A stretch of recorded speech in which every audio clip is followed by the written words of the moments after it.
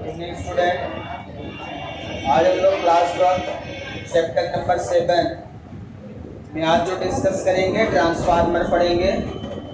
इसके पहले हमने एसी सर्किट पढ़ा है। एसी सर्किट में pure resistive, pure inductive, pure capacitive, RL और आरएलसी, आरसी, इतना सारा हम लोगों ने पढ़ लिया था। अब हम लोग आज जो पढ़ेंगे टॉपिक वो है ट्रांसफार्मर। ठीक है, तो नया टॉपिक है, सब लोग ध्यान से पढ़ेंगे। 4 मार्क्स का ये क्वेश्चन आता है हमेशा। ट्रांसफार्मर डिफाइन करना है, मेन पार्ट्स लिखने हैं, प्रिंसिपल लिखना है, वर्किंग लिखना है और उसमें लॉसेस लिखने हैं, यूजेज लिखने हैं, क्या क्या होता है, कहाँ यूज करते हैं। तो बहुत सारी चीजें हैं जो आपको ध्यान रखना है। तो सब लोग हेडिंग लगाएंगे। आज की हेडिंग है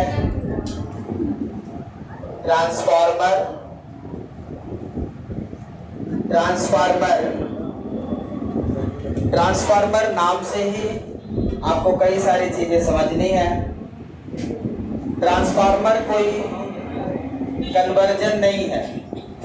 ट्रांसफार्मर कन्वर्जन नहीं है, ये अल्टरनेटिंग करंट को अल्टरनेटिंग करंट में ही ट्रांसफर करता है। अल्टरनेटिंग करंट को ही अल्टरनेटिंग करंट में ही क्या करता है, ट्रांसफर करता है। बस ये वोल्टेज को बढ़ाता है या घटा देता है, करंट को बढ़ा देता है या घटा देता है, ये काम करता है ट्रांसफार्मर। यदि आपको ज्यादा वोल्टेज मिल रहा है, कम वोल्टेज से मुंह बंद रखो, मुंह बंद रखो, 1 घंटे बोलना नहीं। करंट को या तो बढ़ा देगा या घटा देगा, या वोल्टेज को बढ़ा देगा घटा देगा, इसका काम है। But without change in frequency, frequency remains constant. The frequency of AC 50 Hz, which is constant. Voltage बढ़ाएगा घटाएगा, करंट बढ़ाएगा घटाएगा, लेकिन फ्रीक्वेंसी 50 हर्ट्ज इनपुट में, 50 हर्ट्ज आउटपुट में ही रहेगी। फ्रीक्वेंसी रिमेन्स कांस्टेंट, याद रखना है।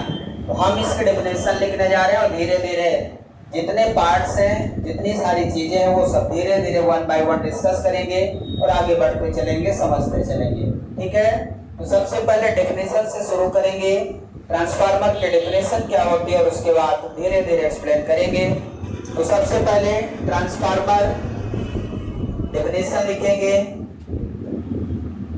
Transformer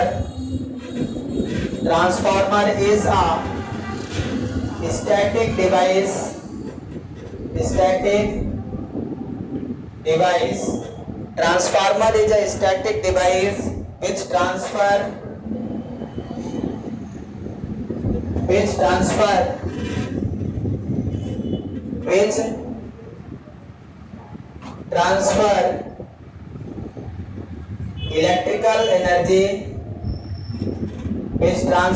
electrical energy from primary winding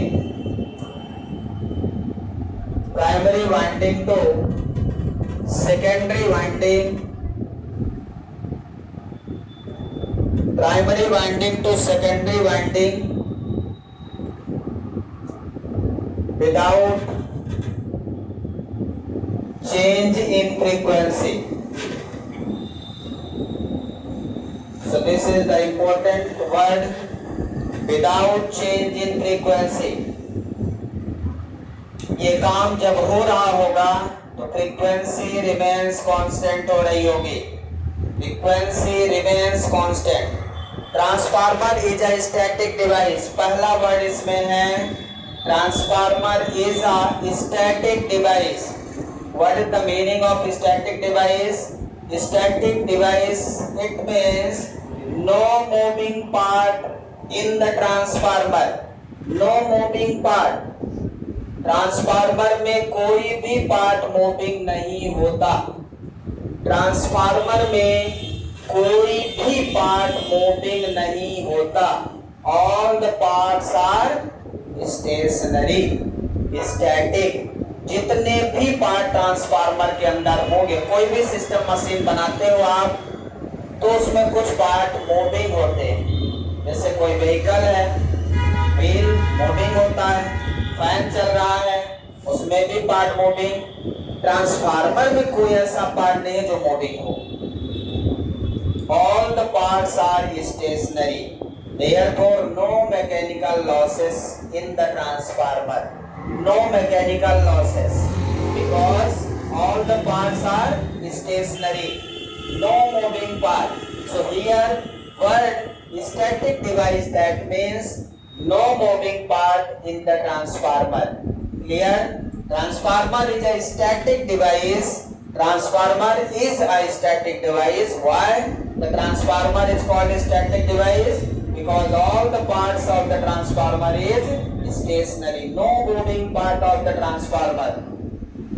transformer में कोई मूविंग पार्ट नहीं होता, सभी पार्ट स्टेशनरी। जितने भी पार्ट उसके अंदर हैं वो सभी क्या रहेंगे? स्टेशनरी रहेंगे। क्लियर है? मीनिंग ऑफ स्टैटिक डिवाइस समझ में आया? स्टैटिक आपको हर जगह नहीं मिलेगा, वर्ड डेफिनेशन में भी नहीं मिलेगा, मेरी डेफिनेशन में मिलेगा। तो हमने स्टैटिक वर्ड क्यों लिखाया है? क्योंकि उसके अंदर कोई भी पार्ट, ट्रांसफार्मर के अंदर कोई भी पार्ट मूविंग नहीं होता। क्लियर हो गया स्टैटिक वर्ड का meaning?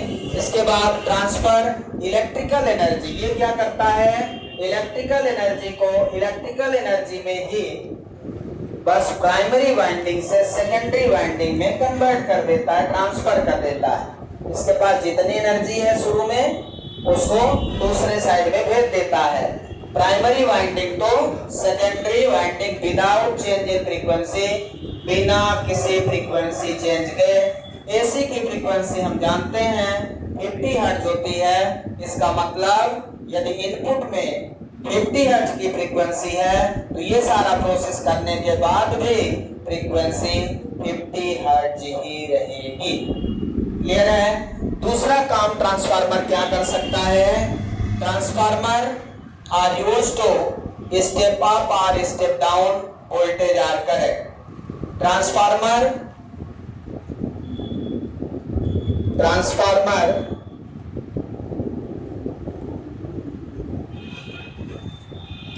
are used to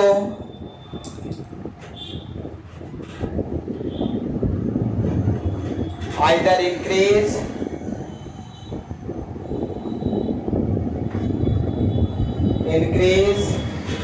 or decrease, either increase or decrease the voltage or current, the alternating voltage or current, the alternating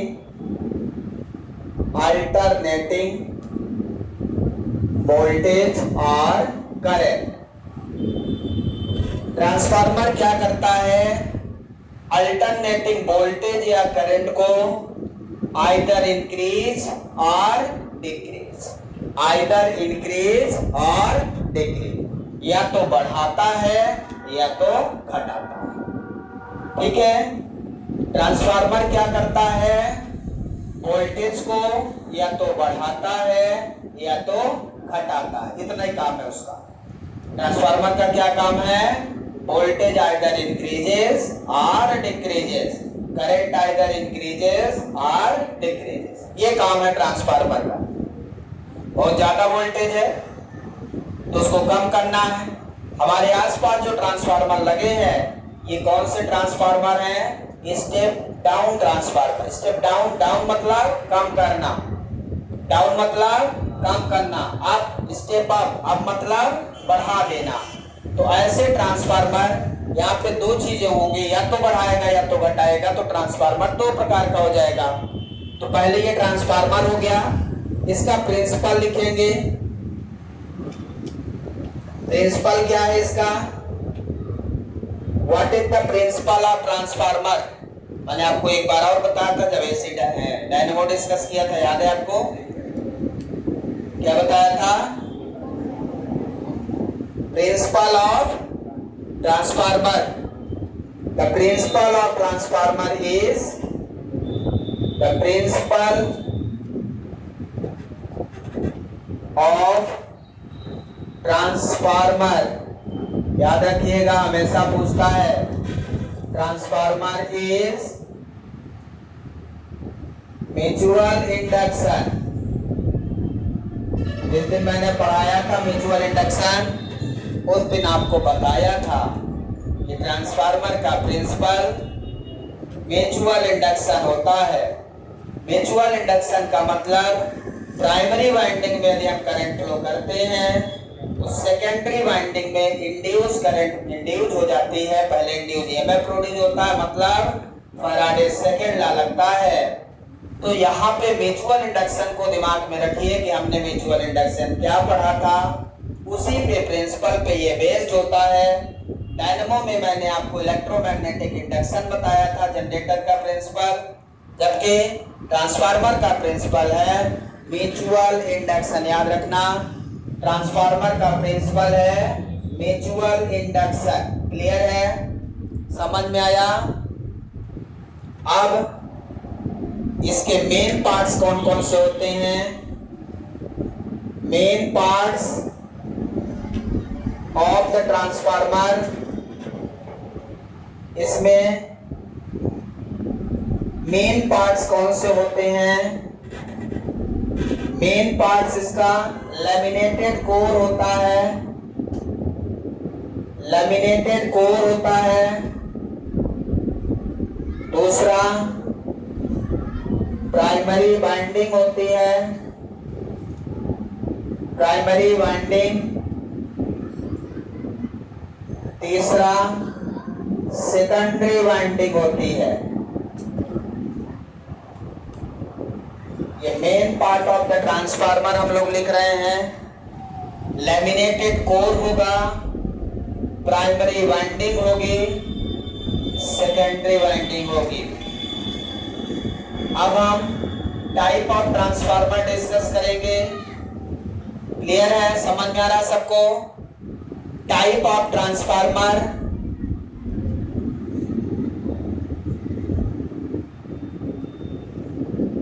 type of transformer, कितने टाइप का ट्रांसफार्मर होता है? These are two types. These are two types. Transformer दो प्रकार का होता है, ठीक है? जिनमें से फर्स्ट कौन सा है? फर्स्ट ट्रांसफार्मर कौन सा है? Step down, step down transformer, step down transformer. और सेकंड है step up transformer. Step up transformer. So there are two types of transformer, step down and step up. Right down. अब हम दोनों transformer के type को एक साथ discuss करेंगे। इसको बता दें ऊपर, ठीक है? स्क्रीनशॉट ले लीजिए आप। भाई न लिख पाया तो स्क्रीनशॉट लेंगे। वीडियो को आगे पीछे करके ऐसा कर सकते हैं आप, कोई दिक्कत नहीं। टाइप ऑफ ट्रांसफार्मर में पहला नंबर, फर्स्ट नंबर हमारा है स्टेप डाउन ट्रांसफार्मर।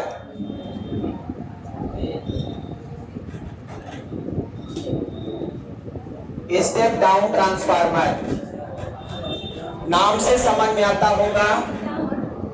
डाउन मतलब कम करना, ध्यान रखिएगा। स्टेप डाउन, डाउन और अप। डाउन मतलब कम करना, कम क्या करना? वोल्टेज। कहाँ का वोल्टेज? आउटपुट का। दो चीजें होगी, एक इनपुट होगा, दूसरा आउटपुट होगा। तो इनपुट में दोगे, कम करना है आउटपुट में, तो आउटपुट का वोल्टेज यदि कम मिल रहा है इनपुट से तो उसको हम स्टेप डाउन। बोल रहा हूं कि बोलना नहीं है ना? इधर सुनिए, नहीं तो सब गायब, कहीं तो मैं लिख पस दूं। आपको समझ में ज़्यादा आता हो तो।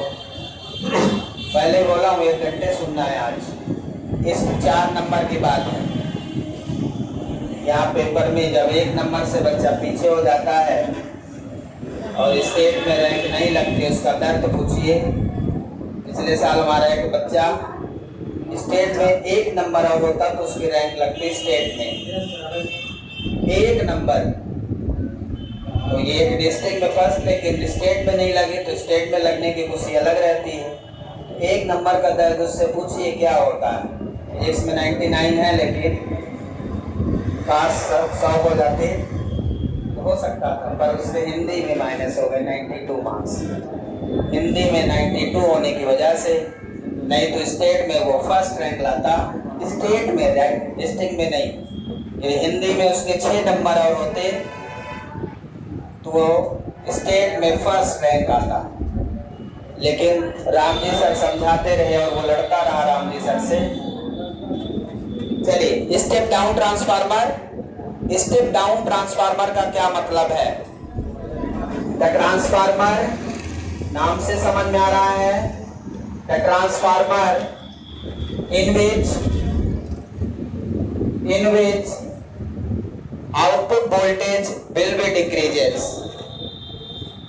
Output voltage, the transformer in which output voltage decreases or current increases.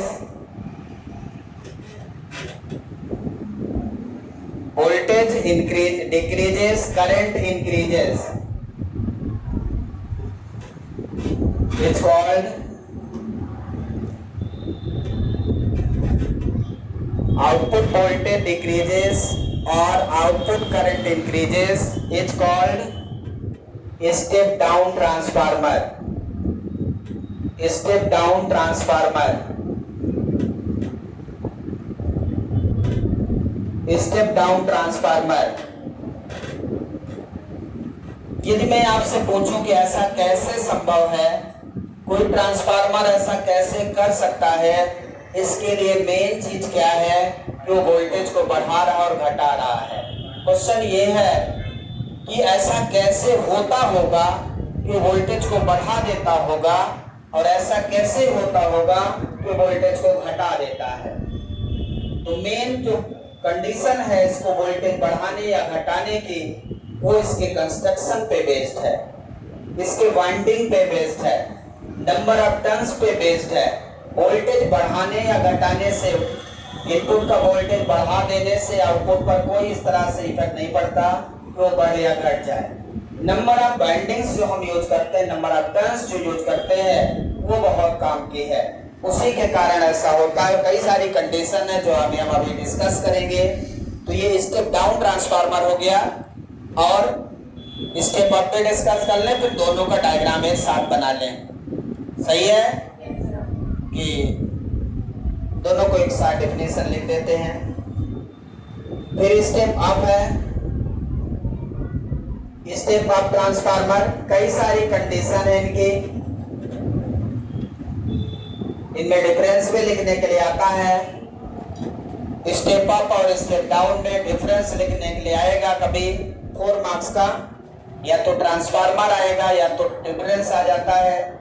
सारी चीजें आप ध्यान रखेंगे। एक क्वेश्चन तो निश्चित है, वो क्या आएगा, वो इन्हीं में से रहेगा जो मैं डिस्कस कर रहा हूँ। तो स्टेप अप के लिए हम बात करें, अप का मतलब है आउटपुट वोल्टेज बढ़ जाना, अप मतलब ज्यादा। तो आउटपुट को याद रखना है, 2 चीजें होंगे, एक इनपुट दूसरा आउटपुट। इनपुट उसे कहेंगे जिसमें अल्टरनेटिव करंट सप्लाई देंगे, जिधर से भी सप्लाई देंगे वो इनपुट होगा हमेशा, ठीक है ना। तो इसमें लिखेंगे the transformer in which output voltage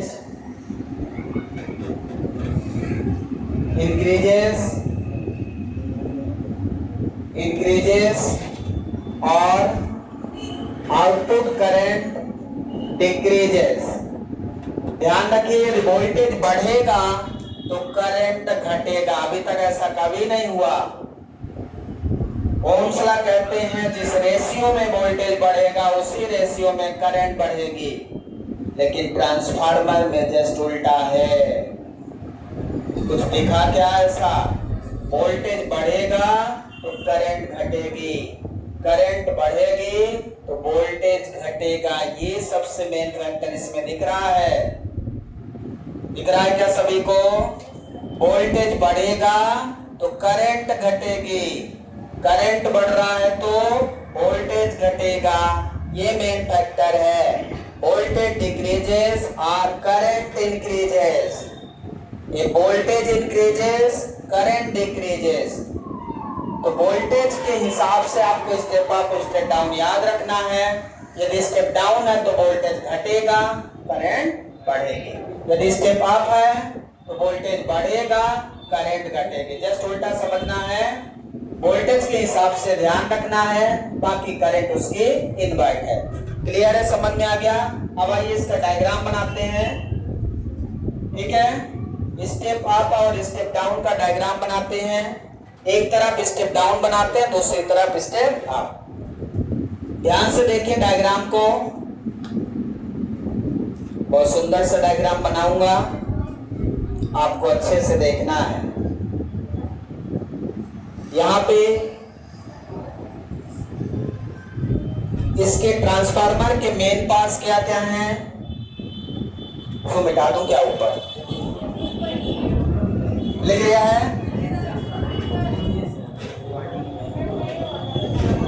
नहीं लिख पाए हैं? बगल में देख लीजिए, शायद लिख लिया हो।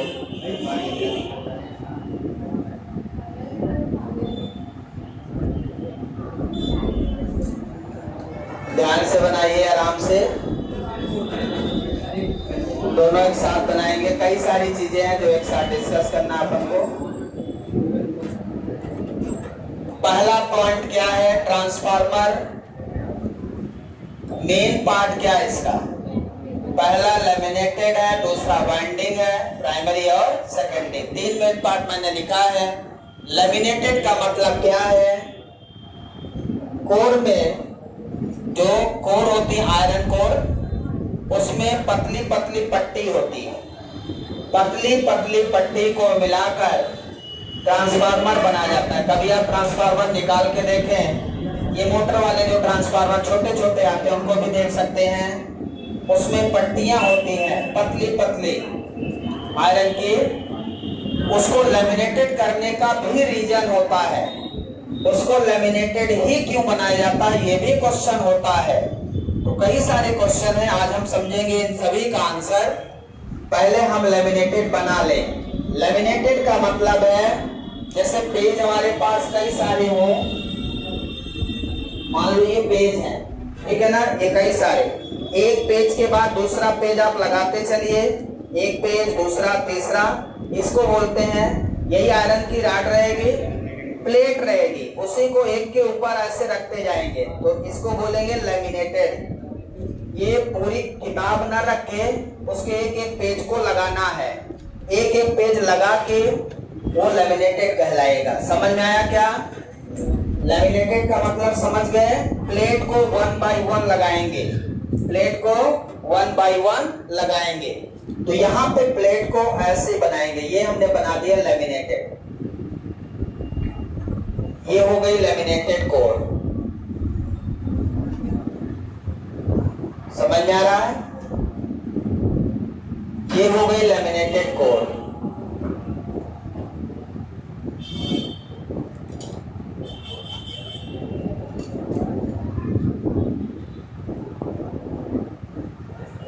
ठीक है, क्या बना दिया हमने?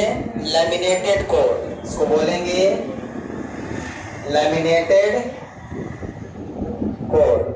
ठीक है, ऐसे इससे बना लेंगे।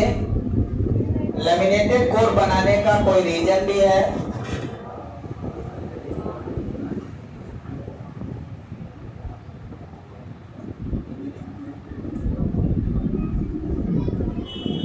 क्वेश्चन पूछा जाता है कि कोर को लैमिनेटेड क्यों बनाया जाता है? To reduce the eddy current loss. To reduce the eddy current loss. हमारे ट्रांसफार्मर में कई प्रकार के लॉस होते हैं, इनमें से एक सबसे इंपॉर्टेंट लॉस है eddy current loss. So why we made a laminated core? Laminated core are made because it reduces the eddy current loss। ये eddy current loss को reduce करता है।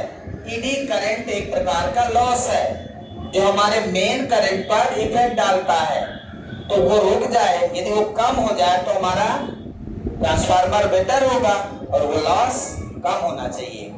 पहला हमने लैमिनेटेड कोर बना दिया, दूसरी हम बाइंडिंग बनाएंगे।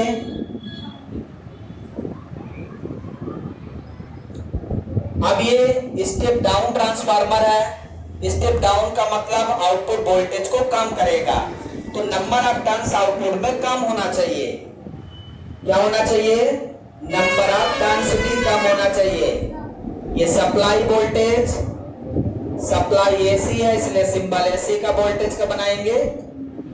ये एसी वोल्टेज है, करंट ऐसे फ्लो हो रही है, ठीक है। वाइंडिंग ये है आपकी प्राइमरी वाइंडिंग, बनाते रहिए धीरे धीरे। क्या है? Primary winding. सिमिलरली आप सेकेंडरी वाइंडिंग बनाएंगे। सेकेंडरी वाइंडिंग में नंबर ऑफ टर्न्स आपको कब रखने हैं, ध्यान रखना है।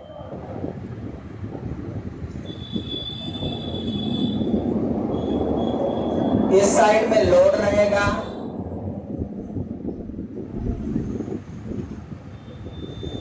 ठीक है। सिमिलरली इसमें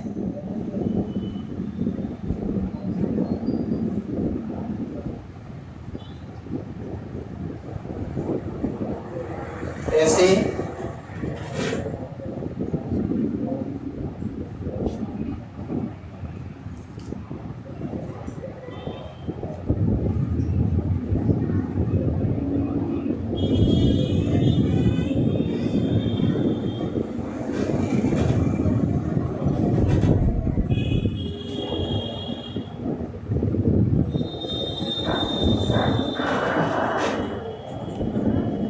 यहाँ पे सेकेंडरी वाइंडिंग है। ये सेकेंडरी वाइंडिंग है।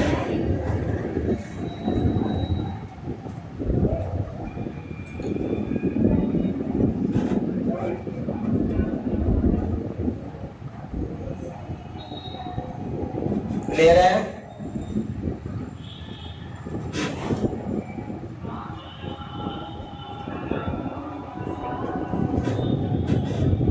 इस तरह से ये वाला कौन सा ट्रांसफार्मर है?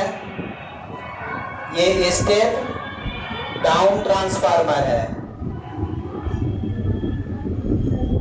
ये कौन सा ट्रांसफार्मर है? Step down. और ये स्टेप अप ट्रांसफार्मर।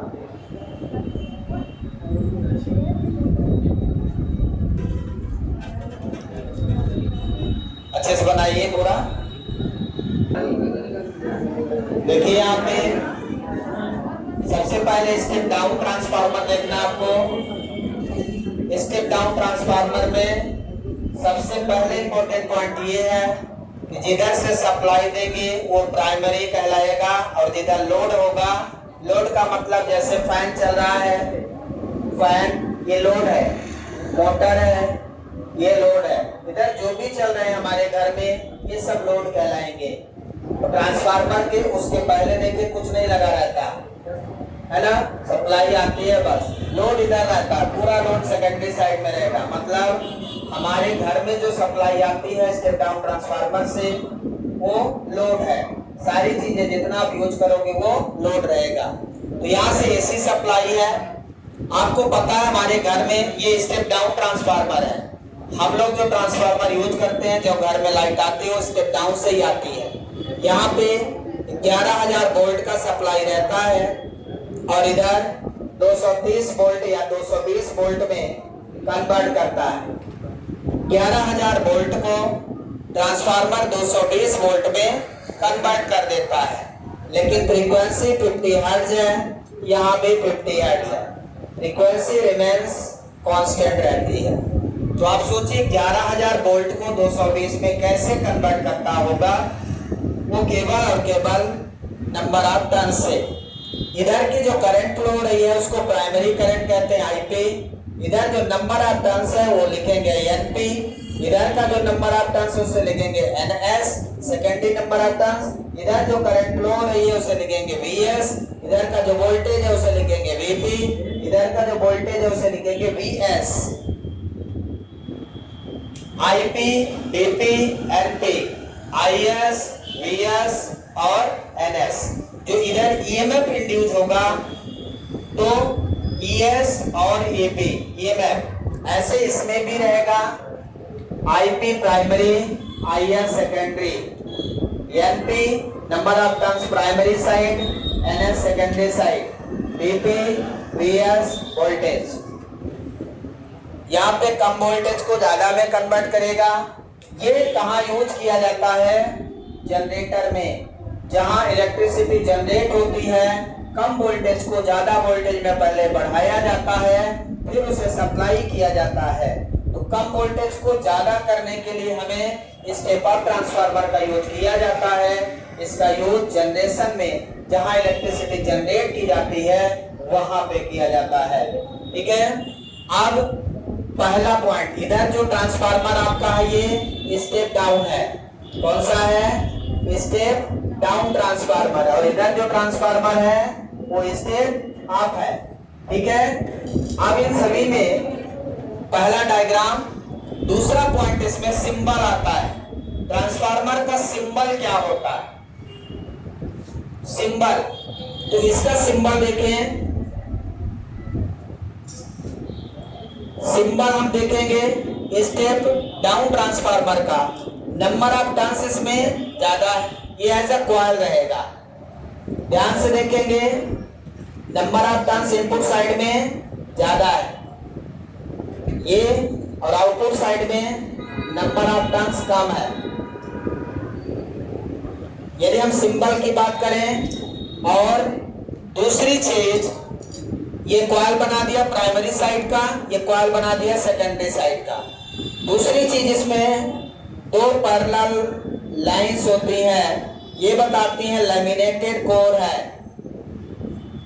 यदि आप पैरेलल लाइन नहीं बनाते हो तो ये कॉइल कहलाएगा। क्या कहलाएगा? कॉइल, प्राइमरी कॉइल और सेकेंडरी कॉइल। जैसे ही दो पैरेलल लाइन आप बनाते हो तो ये सिंबल ऑफ ट्रांसफार्मर बन जाता है।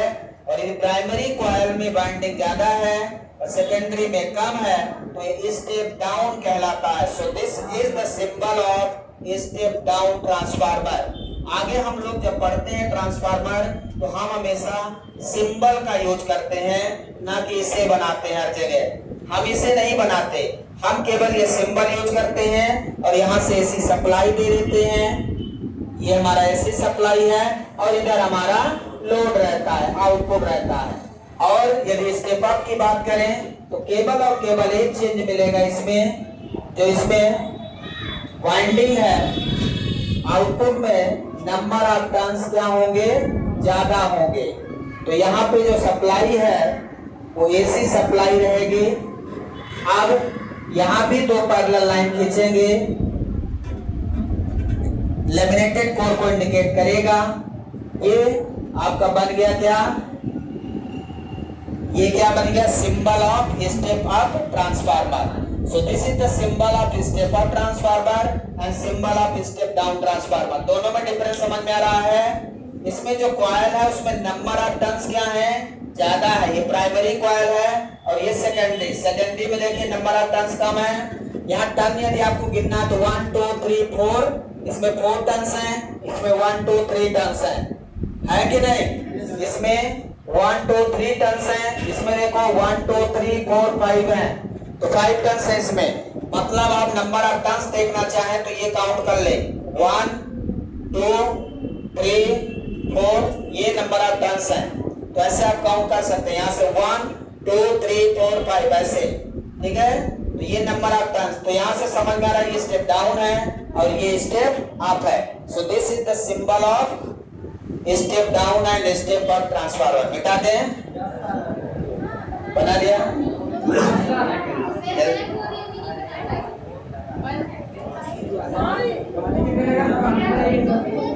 हाँ, इसके बाद नेक्स्ट पॉइंट इसका क्या है, साथ रहिए।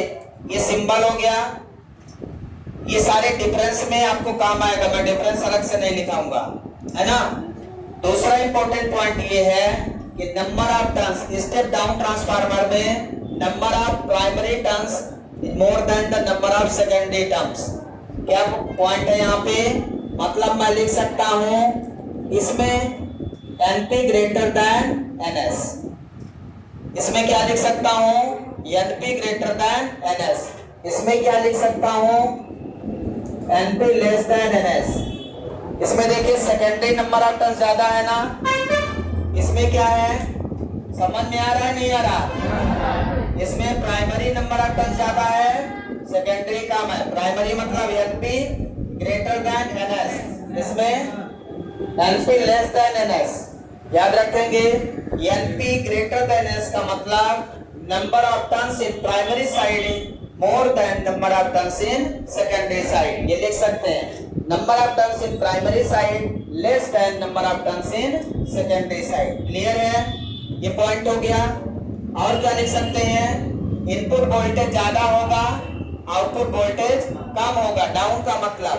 तो यहाँ पे लिख सकते हो BP greater than VS, BP greater than VS, BP greater than VS दिख रहा है, ऊपर लिख देता हूँ, डायग्राम मिटा देता हूँ, नहीं दिख रहा है ना।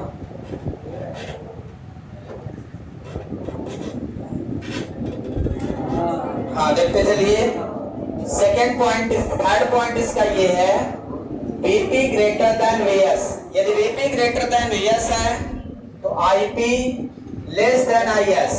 The voltage in primary side more than the voltage in secondary side and current in primary side less than the current in secondary side। जैसे उल्टा, यदि प्राइमरी साइड का वोल्टेज ज्यादा है, क्योंकि स्टेप डाउन है तो प्राइमरी का ज्यादा है, सेकेंडरी का कम है, तो करंट क्या है, रिवर्स है। इसमें क्या हो जाएगा, voltage in primary side less than voltage in secondary side, current in primary side greater than current in secondary side. इसमें क्या है, सेकेंडरी साइड का वोल्टेज बढ़ रहा है, स्टेप अप है, तो करंट क्या हो जाएगी, कम हो जाएगी सेकेंडरी की, प्राइमरी की करंट ज्यादा हो जाएगी। क्लियर है, सारे पॉइंट ध्यान रखेंगे। फिर आता है ट्रांसफॉर्मेशन रेशियो। ट्रांसफॉर्मेशन रेशियो क्या होता है,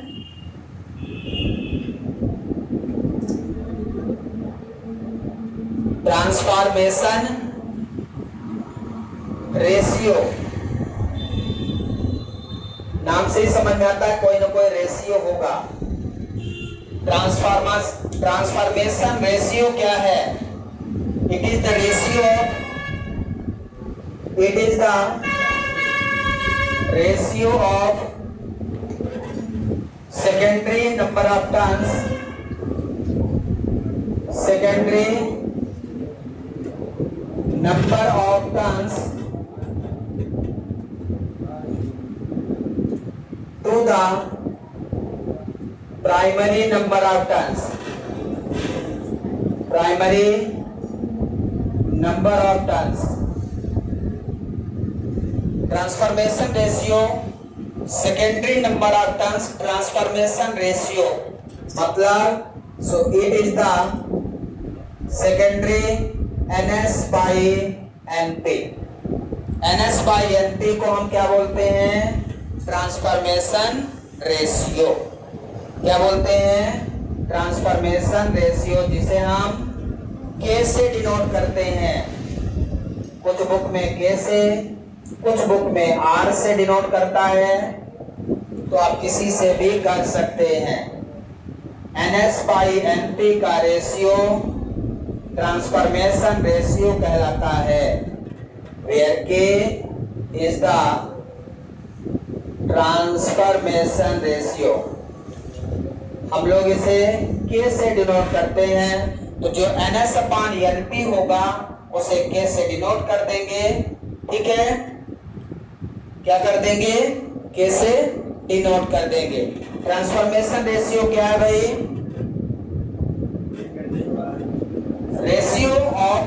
number of turns in secondary coil to the number of turns in primary coil. Number of turns to the primary number of turns. क्या लिखते हैं? Is the ratio of secondary number of turns to the primary number of turns. ठीक लिखा है. समझ गया क्या? Clear है? अब यदि मैं आपसे पूछूं स्टेप अप स्टेप डाउन के लिए क्या होगा, ट्रांसफॉर्मेशन रेशियो की वैल्यू क्या हो, तो कैसे बताएंगे आप? बताइए. फॉर स्टेप डाउन ट्रांसफार्मर के लिए, फॉर स्टेप डाउन ट्रांसफार्मर के लिए ट्रांसफॉर्मेशन रेशियो क्या होगा? अभी आपने स्टेप डाउन के लिए क्या लिखा? नंबर ऑफ टर्न्स प्राइमरी का ज्यादा है कि सेकेंडरी का? स्टेप डाउन का बोलिए. स्टेप डाउन में क्या लिख सकते हैं? हाँ, number of turns in primary greater than number of turns in secondary. सही लिखा है क्या स्टेप डाउन के लिए? और आपको चाहिए रेशियो, यहां से one greater than NS upon NP, ऐसा लिख सकते हैं. तो ये ट्रांसफॉर्मेशन रेशियो प्लीज लोग गायब हो गए. NP ग्रेटर देन NS है, ठीक है, वन ग्रेटर देन NS. तो NS अपॉन NP क्या होता है हमारा? Transformation ratio. One greater than K हो जाएगा. यहाँ से K की वैल्यू क्या हो जाएगी? Less than 1. यहाँ तक से K की वैल्यू क्या हो जाएगी? लेस देन 1 हो जाएगी. ठीक है. स्टेप डाउन ट्रांसफार्मर में K की वैल्यू क्या होती है? Less than 1. मतलब transformation ratio.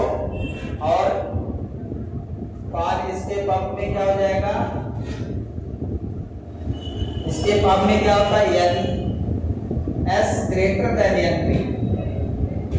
Secondary number of turns greater than primary number of turns. तो यहाँ पे हम लोग लिखेंगे NS by NP greater than 1.